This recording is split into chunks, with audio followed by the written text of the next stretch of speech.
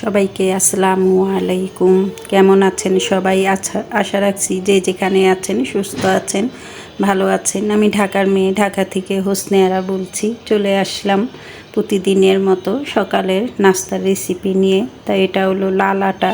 তাই সেই লাল আটার খাওয়া শুরু করেছি। এখন থেকে আর সাদা আটাটা অ্যাভয়েড করব, আর লাল আটার রুটিন নাস্তা দিয়েই প্রতিদিন শুরু করব। তাই এখানেও বেশখানি রুটি বানিয়ে নিয়েছি। তো কিছুটা ফ্রোজেন করব আর কিছুটা আপনাদের ভাইয়ার জন্য আর আমার জন্য নাস্তা রেডি করব। তাই কিভাবে আমি এই যে পলি দিয়ে একটার পর একটা রুটি রেখে তারপরে আমি সবগুলো রুটি এভাবে রেখে ডিপ ফ্রিজে রেখে ফ্রোজেন করে খাই। একদিন বানালে আমার 2 দিন এই নাস্তাটা হয়ে যায়।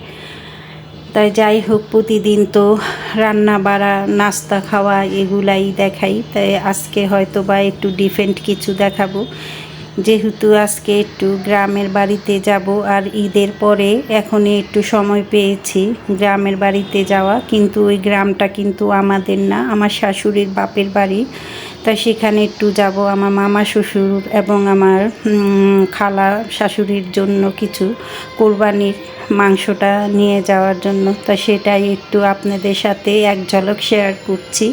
তাই নাস্তাটা সেরে এই যে সাথে সাথে চলে আসলাম গ্রামে। তাই গ্রাম বলতে আমরা যেহেতু ঢাকার মানুষ, আমাদের কিন্তু গ্রাম নেই। আমার শাশুড়ির বাপের বাড়িতে আমরা সবসময় বেরিয়ে থাকি।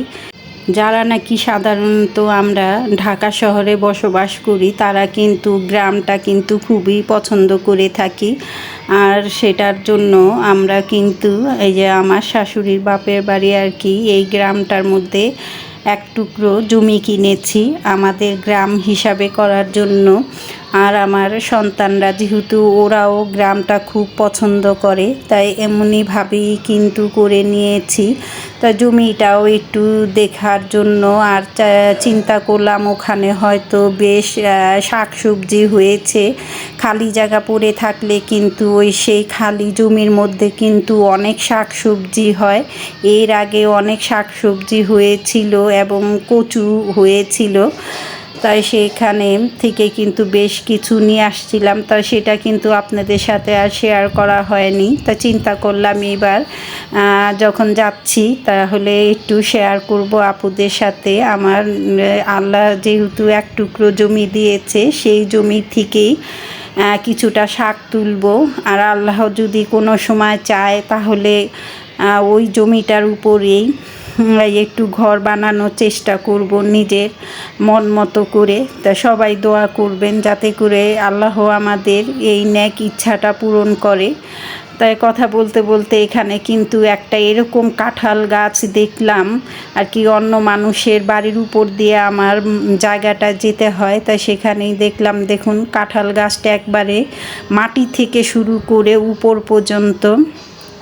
তা যাই হোক, এখানে এসে দেখি আমার এই যে এই কাঁঠাল গাছগুলো, এটা হলো আমার দেবরের জায়গায়। তা আমার দেবরের জায়গায় দাঁড়িয়েই আমার জায়গাটা দেখা যায়। যেহেতু এখন বর্ষাকাল, এসে দেখি যে ওখান দিয়ে আর কি সামান্য পানি উঠেছে। সেটা আর ওখানে নামার কোনো প্রয়োজন মনে করলাম না। ওর বাড়ির উপরে দাঁড়িয়েই এখন আমার জায়গাটা আপনাদের সাথে একটু শেয়ার করব। তার আগে এই যে আমার দেবরের জায়গাটা একটু দেখাচ্ছি। চারোদিকে অনেক আম, কাঁঠাল, লিচুর গাছ আর কি, অনেক ফল ফলানির গাছ আমার খালা শাশুড়ি লাগিয়েছে। আর এটা হলো আমার খালা শাশুড়ির ঘরে ছেলের আর কি ওই দেবরের এই জায়গাটা। তা সেটাও দেখেন বেশ বড় জায়গা। তা ওখানে কিন্তু বিভিন্ন ধরনের গাছ লাগানো আছে। আর একেবারে এই বাড়িটা হলো নদীর পাড় ঘেঁষেই। তাই যাই হোক, ওখান দিয়ে যাওয়ার সময় কিন্তু একটু দেখলাম হাঁস দুটো তার বাচ্চাদের নিয়ে একবারে খেলা করছিল। তাই চাইলাম যে একটু দেখি আপনাদের সাথে এটাও শেয়ার করি। দেখুন, এটা যদি শহরে হতো এভাবে কি হাঁস পালা যেত? একটু পালা যেত না। কিন্তু গ্রামে এগুলো কিন্তু সম্ভব। ওরা নিজের আপন মনে স্বাধীনভাবে ঘুরে বেড়াচ্ছে। আর এই তো নদীর পাড়টা ঘেঁষেই কিন্তু আমার জায়গা। তাই দেখুন নদীর পাড়টা দেখে কিন্তু মনে হয় যে এখনই নৌকা নিয়ে নদীর মধ্যে ঘুরে আসি, তাই সেটা আর সম্ভব হয় না। একেবারেই যেই গরম আর কাক ফাটা রোদ, এই রোদের মধ্যেই কিন্তু আর মন চাইল না যে নদীর ঘাটে একটু নামি বা পাটা ভিজিয়ে নিই।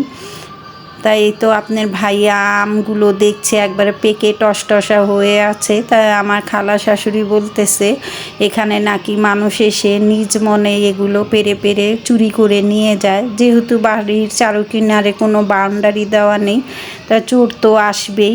যাই হোক, এই আম কাঁঠালের ফাঁকি মনে করুন এই যে সবুজ ঘাসে ঘেরা নিচের পিছন সাইডটা দেখছেন, এটাই হলো আমার আল্লাহ আমাদের এক টুকরো জমি করার তৌফিক দান করেছে। আর এই জমিটার মাঝেই আমরা চাচ্ছি যে একটু জায়গা করার জন্য, মানে একটু ঘর করার জন্য, আর বিভিন্ন ধরনের শাক সবজি বা গাছপালা লাগানোর জন্য।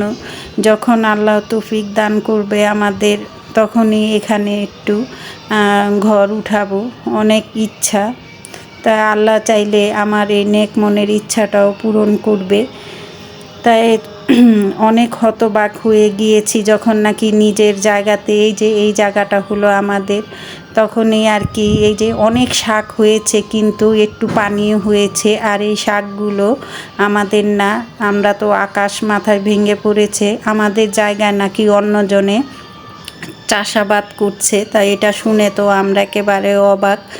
তা যাই হোক, কেমন হলো আজকের আমার এই সবুজে ঘেরা গ্রামের দৃশ্যপটগুলো আমাকে কমেন্ট করে জানাবেন। আর কার কার কাছে লাগে এরকম গ্রামের দৃশ্য দেখতে আর গ্রামে ঘুরে বেড়াতে, আমাকে কমেন্ট করে জানাবেন। আর ভালো লাগলে নতুন আপু ভাইয়ারা সাবস্ক্রাইব করে দিবেন এবং পাশে থাকা বেল বাটনটা অন করে দিবেন। আমার নতুন নতুন ব্লগ ভিডিওগুলো আপনাদের মাঝে চলে যাবেন। এই যে সেদিন এই গরমের জন্য আর থাকতে পারিনি, চলে এসেছি। তাই এখানে কিন্তু আমার খালা শাশুড়ি তার গাছ থেকে আম পেড়ে দিয়েছিল, তো সেইটার আর ভিডিও করতে পারিনি, এত গরম ছিল, তার জন্য আর এগুলো আর কিছুই ভাল লাগছে না। তাই এই যে বাসায় চলে আসছি। তারপরের দিন সকালবেলা এই যে আপনাদের সাথে আমগুলো শেয়ার করছি, একেবারে বেশ বড় বড় আম। আর যখন থেকে উপর থেকে কোটা দিয়ে পেরেছে, নিচে পড়েই আমগুলো একবারে থেতলে গেছে। তো যেগুলো নাকি থেতলে গেছে সেই আমগুলো আপনার ভাইয়া বলছে জুস করার জন্য, তাই সেগুলো দিয়ে আমি জুস করে নিব। আর যেগুলো নাকি একবারে ফ্রেশ ফ্রেশ রয়েছে সেগুলো আমি আলাদা করে নিচ্ছি। তো এইভাবে করেই কিন্তু আমি আলাদা করে রেখে দিয়েছি, এবং যেগুলো একটু থেতলে গিয়েছে সেগুলো দিয়ে আমি ম্যাঙ্গো জুস করে নিয়েছি। তো কেমন হলো আজকের এই আমার ব্লগ ভিডিওটা কমেন্ট করে জানাবেন। আর সবাই প্লিজ একটা লাইক দিয়ে আমার ভিডিওটা সম্পূর্ণ দেখার চেষ্টা করবেন। যারা নাকি এতক্ষণ পর্যন্ত আমার পাশে ছিলেন তাদের সবাইকে অসংখ্য অসংখ্য ধন্যবাদ। আজকের মতো বিদায় নিব, চলে আসব আবার নতুন কোনো ব্লগ ভিডিও নিয়ে বা আমার লাইফস্টাইল ভিডিও নিয়ে। সবাই সুস্থ থাকবেন, ভালো থাকবেন। আল্লাহ হাফেজ, আসসালামু আলাইকুম।